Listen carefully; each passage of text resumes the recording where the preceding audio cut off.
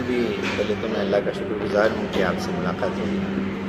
اور ایک سوال میرے ذہن میں اکثر آتا تھا کہ اللہ تعالیٰ نے جو کچھ چیزوں کو پرماننٹلی اپنے ہاتھ میں رکھا ہے. جتنا کچھ بھی میں نے پڑھا ہے سمجھا ہے اس میں نے 5 چیزیں ایسی نوٹ کی ہیں جس میں اللہ تعالیٰ نے بندوں کے ہاتھ میں کوئی اختیار نہیں دیا. جیسے کہ انسان کی پیدائش، کس روح کو کس ماں کے پیٹ میں ڈالنا، لڑکا ہونا ہے یہ اللہ ہی فیصلہ کرتا ہے. دوسرا رزق کا معاملہ ہے، کس کو کہاں کتنا ملا. تیسرا جو ہے نکاح کا معاملہ ہے، جوڑا وہ اللہ ہی کی طرف سے. اور چوتھا میں سمجھتا ہوں موت. پانچواں عزت اور ذلت.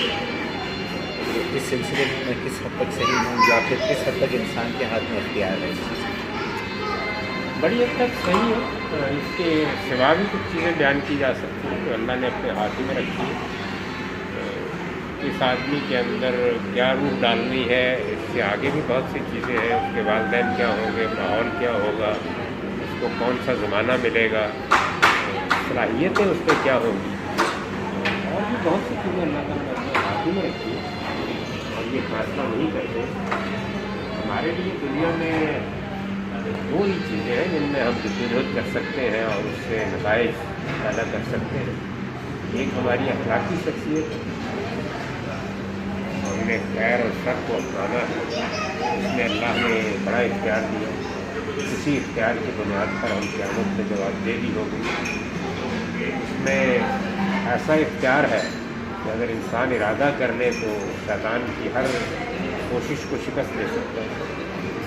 دوسری چیز یہ ہے کہ جو صلاحیتیں مجھے آپ کو دی گئی ہیں، ان صلاحیتوں کو ہم اپنی محنت سے کتنا زیادہ بہتر کر سکتے ہیں، کتنا پالش کر سکتے ہیں، اس سے کتنے بہتر نتائج نکال سکتے ہیں.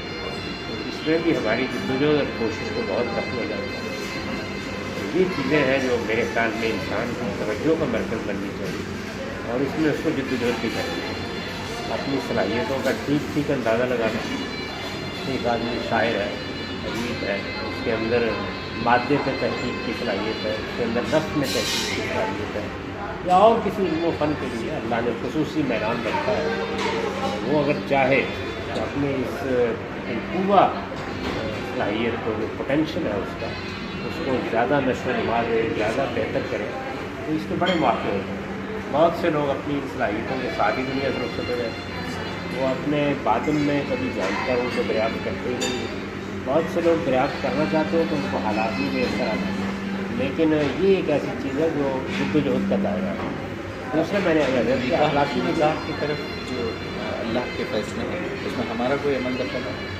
اور دیکھیے کیونکہ نکاح میں انتخاب کا حق ہم کو دیا گیا ہے، تو اس وجہ سے جو انتخابی عمل ہے وہ تو ہم ہی کرتے ہیں. اس میں جیسے یہ کہا جاتا ہے کہ جوڑے آسمان پر بنتے ہیں، یہ تو ایسے لوگوں نے ایک بات اپنے ذہن میں رکھی ہے. اللہ نے ایسے کوئی بات نہیں کی کہ اللہ نے جوڑے ویسے تو ہر چیز اللہ کے علم میں ہے.